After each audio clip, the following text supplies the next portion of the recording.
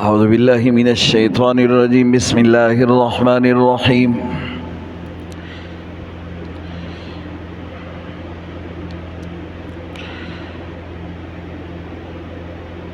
ومن الناس من يقول آمنا بالله وباليوم الآخر وما هم بمؤمنين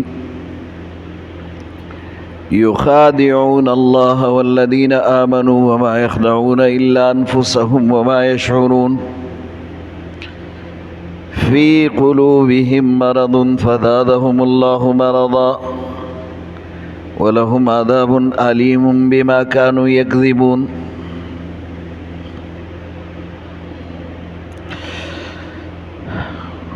گزشتہ سبق میں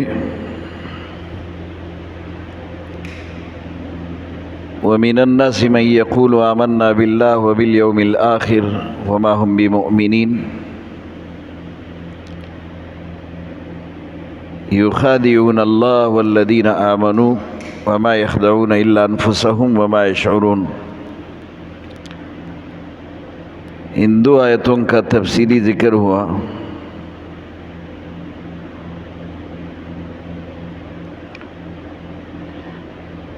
منافقین کے بارے میں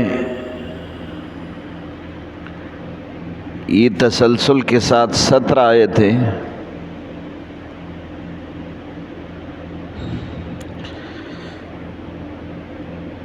ایمان کے لیے کسوٹی صحابہ قرار دیا گیا.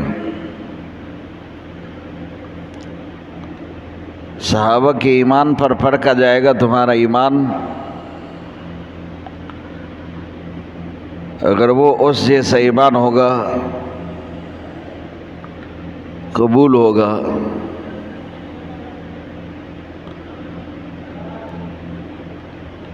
پھر کہا کہ منافق کہتے ہیں کہ ہم ایمان لائے اور اللہ کہتے یہ مومن نہیں، کیونکہ ان کا ایمان دل میں نہیں ہوتا، صرف زبان سے مومن ہے. اگلی آیت میں کہا تھا کہ یہ خدا کو دھوکہ دینا چاہتے ہیں، اللہ کو دھوکہ دینا چاہتے ہیں، مومن کو دھوکہ دینا چاہتے ہیں. اللہ کہتے ہیں یہ خود اپنے آپ کو دھوکہ دے رہے کہ بغیر ایمان کے جب خدا کے سامنے آئیں گے تو ناکام ہو کر جہنم میں جائیں گے. اور اللہ نے فرمایا ما یشعرون، ان کے اندر شعور نہیں ہے. فی قلوبہم مرض، آج کے سبق میں اللہ پاک ان کے دل کی بیماری کے بارے میں کہتے ہیں. فی قلوبہم مرض، ان کے دلوں میں بیماری ہے. فزادہم اللہ مرضا، اور اللہ پاک نے اس بیماری کو اور بھی بڑھا دیا. وَلَهُمْ عَذَابٌ أَلِيمٌ، اور ان کے لیے دردناک عذاب ہے. اور یہ عذاب اس لیے ہے بِمَا كَانُوا يَكْذِبُونَ کہ یہ جھوٹ بولتے ہیں، بسبب ان کے جھوٹ کے. یہاں پہلی بات کہ ان کے دلوں میں بیماری ہے. یہ کون سی بیماری کی طرف اشارہ ہے؟ جسمانی، روحانی. مفسرین کہتے ہیں کہ دونوں بیماریوں کی طرف اشارہ ہے. ان کے دلوں میں جسمانی بھی بیماری ہے، روحانی بھی ہے. اور یہ کیسی بیماری ہے؟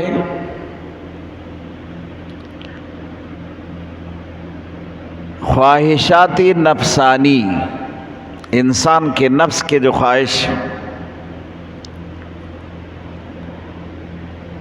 وہ پورا نہ ہو تو انسان کبھی کبھار خواہشات نفسانی کے لیے ایسا قدم اٹھاتا ہے جس سے ان کی آخرت کا نقصان ہو. اور یہ کیفیات ہے مختلف. اس کو بیماری قرار دیا کہ یہ بھی اپنی نفس کی خواہش کے لیے اس کے پیچھے چلے، اسی کا اتباع کیا۔ رسول اللہ صلی اللہ علیہ وسلم کے اتباع اور حضور صلی اللہ علیہ وسلم کے اوپر نازل ہوا قرآن، انہی کے مخالفت میں کھڑے ہو گئے۔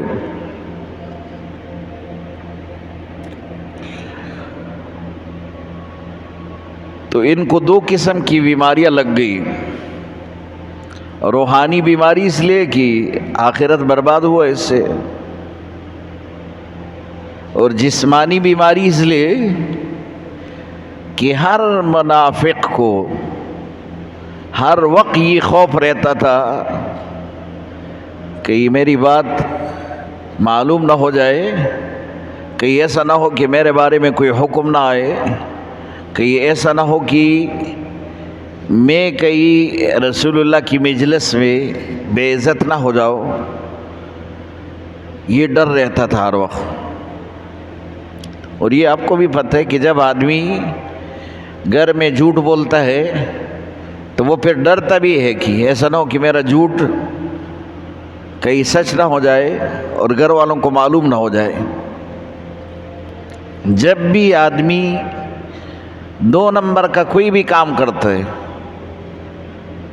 وہ اتنا ڈرتا ہے، ڈرپوک ہو جاتا ہے، اور ہر وقت اس غم میں رہتا ہے کہ یہ میرا دو نمبر ہی معلوم نہ ہو جائے۔ تو منافق تو دو نمبر تھے، یہ ہر وقت اس خوف میں رہتے تھے کہ ہمارے بارے میں معلوم نہ ہو جائے، کہ ہماری راز فاش نہ ہو جائے۔ اور یہ ایسی بیماری ہے کہ انسانی جسم کو تکلیف دیتے، تو جسمانی بیماری ہے، دماغ پہ ہر وقت بوجھ، یہ سوار ہے ہر وقت یہ بوجھ کہ ہماری اصلیت کا پتہ نہ چل جائے۔ تو اللہ نے فرمایا فی قلوبہم مرض، ان کے دلوں کے اندر بیماری ہے، وہ جسمانی بھی روحانی بھی۔ فزادہم اللہ مرضا، اللہ نے اس بیماری کو اور بڑھا دیا۔ اور بڑھانے کا کیا مقصد؟ کیونکہ یہ تو دین کی ترقی نہیں چاہتا، مسلمان کی ترقی کو نہیں چاہتا، مسلمان کی کامیابی کو نہیں چاہتے، اور دن بدن لوگ اسلام میں داخل ہو رہے، مسلمان ترقی کر رہے، فتوحات ہو رہے۔ اب یہ چیز ان کے لیے پریشانی کا باعث، تو ان کے دل کی بیماری جو اندر موجود ہے وہ اور بڑھ رہا ہے۔ اگر میں کسی کے ساتھ حسد کرتا ہوں اور وہ آدمی کامیاب ہو رہے تو اس کی کامیابی مجھے اور تکلیف دے گا میری حسد کی بنیاد پر۔ تو یہ چونکہ حاسد ہے، مسلمان کے ساتھ حسد کرتے اور مسلمان ترقی کر رہے تو یہ ان کو اور تکلیف ہو رہا ہے۔ ہماری زبان میں اس کو جلن کہتے ہیں، کوئی کسی کی کامیابی سے جل جاتا ہے، یہ حسد کی وجہ سے۔ تو یہ تو تھے منافق، اور ان کے دل میں نفاق کی بیماری تھی۔ یہ ظاہری طور پر مسلمانوں کے ساتھ تھے لیکن اندر سے تو مسلمان کے دشمن تھے، اور دن بدن جو مسلمان کامیابی کی طرف جا رہا تھا اس سے ان کو تکلیف ہوتی تھی۔ تو اللہ نے فرمایا فزادہم اللہ مرضا، اللہ نے اس بیماری کو اور بڑھا دیا کہ یہ دن بدن مسلمان کی ترقی سے پریشان ہوتے ہیں، اور یہ پریشانی بڑھ جاتی ہے، کم نہیں ہو رہی۔ وَلَهُمْ عَذَابٌ عَلِيمٌ، ان کے لیے دردناک عذاب ہے۔ بعض مفسرین نے لکھے عذاب علیم، یہ جہنم کا وہ حصہ ہے جس میں دردناک عذاب دیا جاتے ہیں کہ جہنم کے باقی حصے اسی سے پناہ مانگتے. اور یہ کہا کہ سزا ان کو کیوں دیا جا رہا ہے؟ تو بما کانوا یکذبون، بسبب ان کے جھوٹ کے. یہاں آپ کے دل میں خیال آ سکتا ہے کہ یہ منافق صرف جھوٹ تھوڑی بولتے تھے، ان کا جرم تو کفر بھی ہے، ان کا جرم دھوکہ بھی ہے، صرف جھوٹ تو نہیں ہے. اور ان کا یہ کفر جھوٹ سے زیادہ سخت سزا کا باعث ہونا چاہیے. اس کا جواب یہ ہے کہ اگر ان کے ہاں کفر ہے تو یہ نفاق اور کفر ان کے جھوٹ کی وجہ سے ہوا. یہ جھوٹے ہیں اور اپنی جھوٹ کی وجہ سے وہاں پہنچے، تو سبب تو ان کا جھوٹ ہے. اگر یہ جھوٹ نہ بولتے تو پھر تو سچے مومن ہوتے. زبان سے رسول اللہ کو تسلیم کیا، اس کو مانا اور اس پر ایمان لایا، اور دل سے اس کے دشمن ہے، تو یہی جھوٹ ہے جو کہ زبان پر لے آیا، اور اسی جھوٹ کی وجہ سے یہ منافق ہیں. تو ان کا بڑا سبب جھوٹ ہے، ایمان، اس کے ایمان کی رکاوٹ. اس لیے کہا بما کانوا یکذبون، ان کے لیے یہ دردناک عذاب ان کے جھوٹ کی وجہ سے یہ جھوٹ بولتا ہے، اس جھوٹ کی وجہ سے. وَإِذَا قِيلَ لَهُمْ لَا تُفْسِدُوا فِي الْأَرْضِ، اور جب ان کو یہ کہا جاتا ہے کہ زمین کے اندر فساد نہ کرو، قَالُوا إِنَّمَا نَحْنُ مُصْلِحُونَ، تو یہ کہتے انما حسر ہے برائے انحصار، اور یہ کہتے انما نحن، تحقیق ہم، نحن مصلحون، ہم تو اصلاح کرنے والے ہیں. اور دنیا کا بھی یہ اصول ہے، کوئی چور اپنے آپ کو برا نہیں کہتا، کوئی قاتل اپنے آپ کو برا نہیں کہتا، وہ کہتے میں جو کام کرتا ہوں یہ ٹھیک ہے. دنیا کا ہر آدمی اپنے آپ کو ٹھیک کہتے ہیں، سب لوگوں کو غلط کہتے. اگر کوئی پاگل ہو نا، وہ بھی اپنے آپ کو ٹھیک کہتے، اور یہ جو صحیح سلامت لوگ ہیں ان کو پاگل کہتے. تو قصہ مشہور ہے کہ ملک کا ایک بادشاہ، وہ کسی اسی طرح مینٹل ہسپتال میں چلا گیا جہاں پر سارے پاگل علاج معالجے کے لیے اندر بند تھے. تو بادشاہ نے ان سے پوچھا، ایک مینٹل سے پوچھا، بلکہ ایک مینٹل نے بادشاہ سے پوچھا کہ آپ کون ہو؟ تو اس نے کہا میں تو بادشاہ ہو. کہا کہ ٹھیک ہو جاؤ گے، کیونکہ میں بھی جب آیا تھا میں بھی اپنے آپ کو بادشاہ کہہ رہا تھا. تم اپنے آپ کو بادشاہ کہتے ہو تو جلدی ٹھیک ہو جاؤ گے. وہ یہ سمجھ رہے تھے کہ جس طرح میں اپنے آپ کو بادشاہ سمجھ رہا تھا، یہ بھی اپنے آپ کو، وہ تو حقیقت میں بادشاہ تھا. تو ایک پاگل باقی لوگوں کو پاگل تصور کرتے کہ یہ پاگل ہے، تو یہ کہتے ہم تو اصلاح کرنے والے ہیں. فساد کیا ہے؟ ایک ظاہری فساد ہے، اور وہ تو ان میں نہیں تھا نا، اس لیے اپنے آپ کو مصلح کہتے ہیں. ظاہری فساد کیا ہے؟ ایک آدمی قاتل ہو، ایک آدمی ڈکیت ہو، ایک آدمی بڑا فراڈی اور دھوکے باز ہو، ایک آدمی اسی طرح شریر ہو کہ لوگوں کو نقصان پہنچا رہے. یہ ظاہری فساد ہے. یہ تو اس میں نہیں تھا، کیونکہ تو مسلمانوں کے ساتھ مسجد میں جاتے تھے، نماز پڑھتے تھے، تلاوت بھی کرتے تھے، مسلمانوں کے ساتھ جہاد میں بھی نکلتے تھے. کوئی منافق بھی ایسا نہیں ہوتا تھا کہ وہ مسجد میں حاضر نہ ہو، ڈر کے مارے جاتے تھے. تو ظاہری فساد نہیں تھا، اس لیے کہا کہ انما نحن مصلحون، ہم تو اصلاح کرنے والے، ہم فسادی نہیں ہیں. لیکن فساد کا ایک دوسرا رخ، وہ ایک باطینی چیز ہے، وہ نظر نہیں آتا، اور وہ ہے انسان کے اخلاق کی بگاڑ. اگر انسان کے اخلاق گر جائے تو یہ سب سے بڑی فساد ہے. یہ انسان بھی سب سے بڑا فسادی ہے اگر اخلاق گر جائے.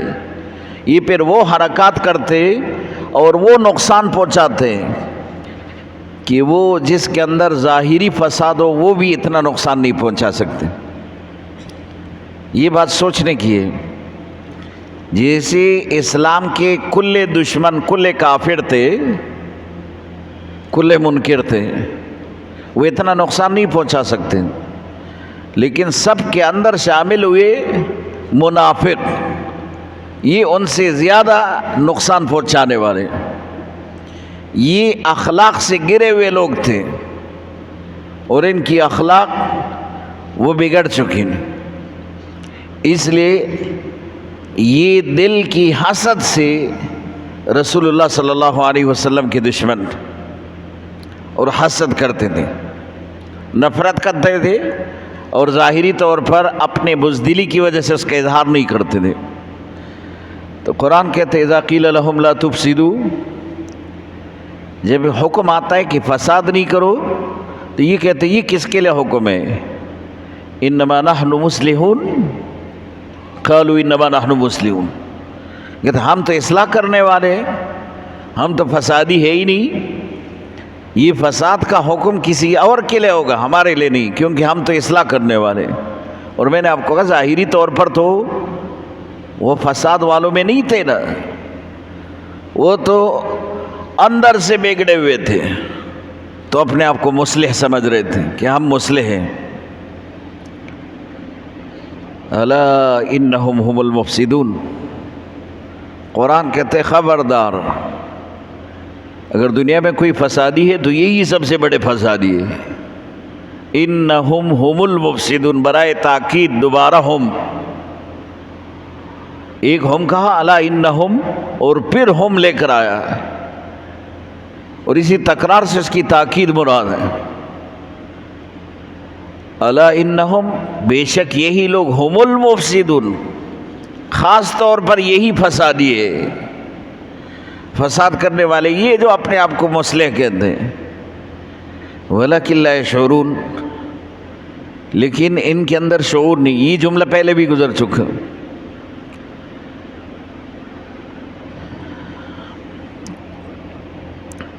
دو وجوہات کی بنیاد پر، یا تو یہ کہ ان کو اس کا نتیجہ نہیں معلوم کہ ہم مفسد ہیں،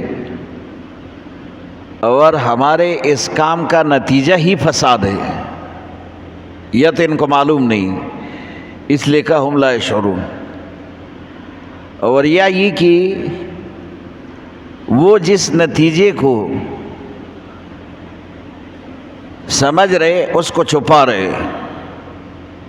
اور قرآن کہتے لا یشعرون، معنی یہ کہ اس کے اندر اس چیز کا شعور نہیں، معنی یہ کہ وہ کبھی بھی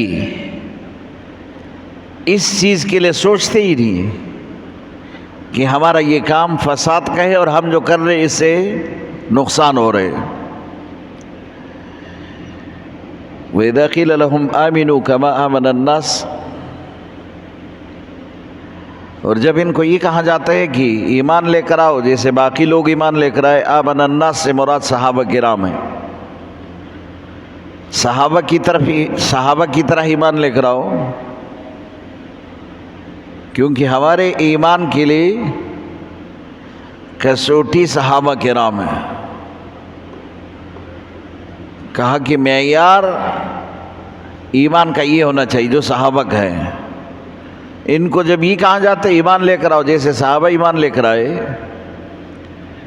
قالوا انؤمن کما آمن السفہاء، تو یہ جواب میں کہتے ہیں کیا ہم ایمان لے کر آئے، استفہام ہے.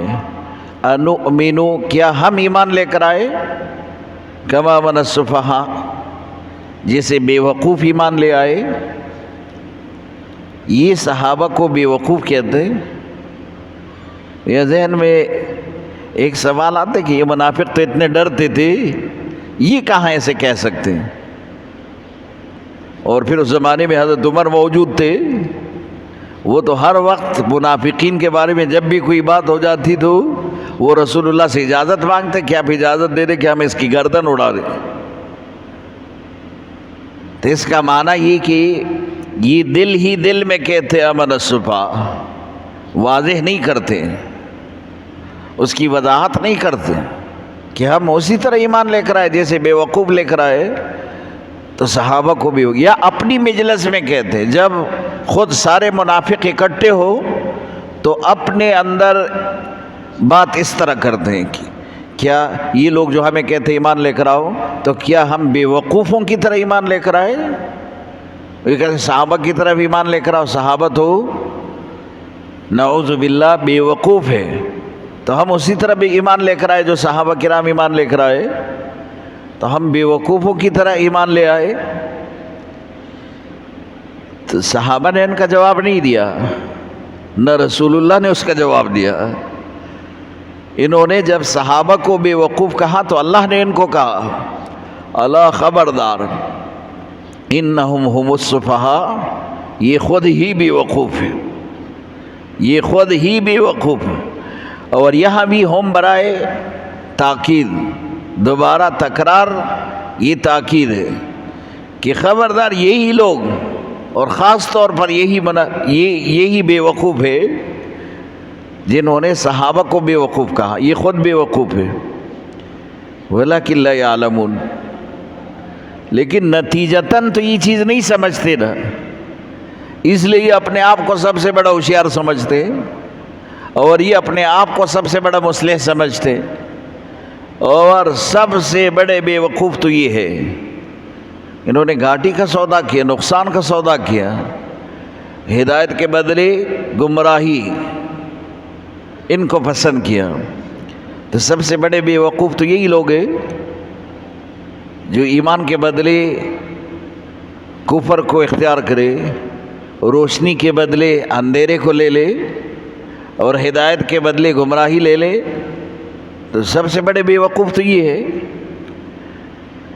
ایک بات ہوتی تھی جب اس میں، جب یہ اپنے بڑوں کے پاس جاتے تھے تو وہ تو ان کو کہتے تھے کہ تم تو ہمارے ساتھی نہیں ہو، کیونکہ تم تو مسلمانوں کے ساتھ جا کے ان کی مسجد میں نمازیں پڑھتے ہو، ان کی قرآن پڑھتے ہو، ان کا دین اختیار کرتے ہو، تم تو ہمارے ساتھی نہیں ہو. وَإِذَا لَقُوا الَّذِينَ آمَنُوا، لیکن جب یہ مومنین کے پاس آتے تو ان کو تو کہتے آمنا، قالوا آمنا، یہ کہتے ہم تمہاری طرح مومن ہیں، جیسے تم مسلمان ہو ہم بھی مسلمان، ہم تو مومن ہیں، ہم نے بھی ایمان لایا، اگر تم نے ایمان لایا تو ہم بھی مومن ہیں. وَإِذَا خَلَوْا إِلَىٰ شَيَاطِينِهِمْ، اپنے سرداروں کے پاس، بڑے چودھریوں کے پاس، بڑے کافروں کے پاس جب یہ الگ ہو جاتے، شیاطین کہا ان کے سرداروں کو، جب ان کے پاس جاتے تو وہ لوگ تو پھر ان کو کہتے نا کہ تم تو مسلمانوں کے ساتھ جا کر ان کی مسجد میں عبادت کرتے ہو، ان کے قرآن کو پڑھتے ہو، ان کے صف میں شامل ہوتے ہو، تم تو ہمارے ساتھ ہی نہیں ہو. قالوا انا معکم، یہ کہتے نہیں ہم تو تمہارے ساتھ ہیں، انا معکم، ہم تمہارے ساتھ ہیں. تو وہ پھر کہتے تم پھر مسلمانوں کے ساتھ کیا کرتے ہو، ان کے صف پہ شامل ہو کر، تم تو ان کے ساتھ اٹھتے بیٹھتے ہو، ان کے ساتھ ان کے معاملات میں شریک ہو. تو یہ کہتے ہیں انما نحن مستہزئون، ہم تو بس صرف مذاق اڑاتے ہیں، مسلمان کی مذاق اڑاتے کہ ظاہری طور پر ان کو ہم یہ باور کراتے کہ ہم تمہارا ساتھی ہیں، اور اندر سے مسلمان کو کاٹ رہے ہیں. مسلمان کے دشمن ہیں اور ان کی خبریں تمہیں پہنچاتے، ان کی راز کی باتیں یہاں تمہارے پاس لے کر آتے، گویا کہ ہم تو تمہارے لیے جاسوس ہیں، ہم ان کے ساتھی نہیں ہیں، یہ تو ہم ان کی مذاق اڑاتے، مانا ان کی استہزاء کرتے کہ ان کی باتیں آپ تک پہنچاتے، اور وہ یہ سمجھ رہے کہ یہ ہمارے ساتھی ہے، حالانکہ ہم ان کے ساتھی نہیں ہیں، تو یہ ان کی مذاق ہے۔ اگر میں کسی آدمی کے ساتھ ظاہری طور پر پورا کھڑا ہو جاؤ اور ان کو یہ کہو کہ تمہارا درد میرا درد، تمہارا دشمن میرا دشمن، اور تمہارا تکلیف میرا تکلیف، تمہارا نقصان میرا نقصان، اور اندر سے میں اس کے لیے ڈھونڈ رہا ہوں کہ کوئی اس کو نقصان پہنچائے، میں تو اس کا دوست تو نہیں ہو سکتا۔ اور یہ کہتے کہ پھر جب اگر یہ بات اس آدمی کے سامنے میں کرو، وہ کہتے کہ بھائی تم تو ظاہری طور پر ان کے ساتھ کھڑے ہو، اور پھر دشمنی کا کیا مطلب، تو یہ اس کو کہتے ہیں کہ نہیں ہم تو اس کی مذاق اڑاتے، ظاہری جو کھڑے یہ ان کا مذاق اڑاتے ہیں، ورنہ ہم اندر سے یعنی ہمارا دل تمہارے ساتھ ہے۔ تو منافق کا یہ کام ہوتا ہے، وہ ہمیشہ کافر کا دل ان کا کافر کے ساتھ، دل کی دھڑکن کافر کے لیے دھڑکتا ہے، اور وہ یہ چاہتا ہے کہ کافر کامیاب ہو، مسلمان ناکام ہو جائے، اور مسلمان کی خیر خواہی نہیں چاہتا بلکہ مسلمان کی جاسوسی کرتے ہیں۔ وآخر دعوانا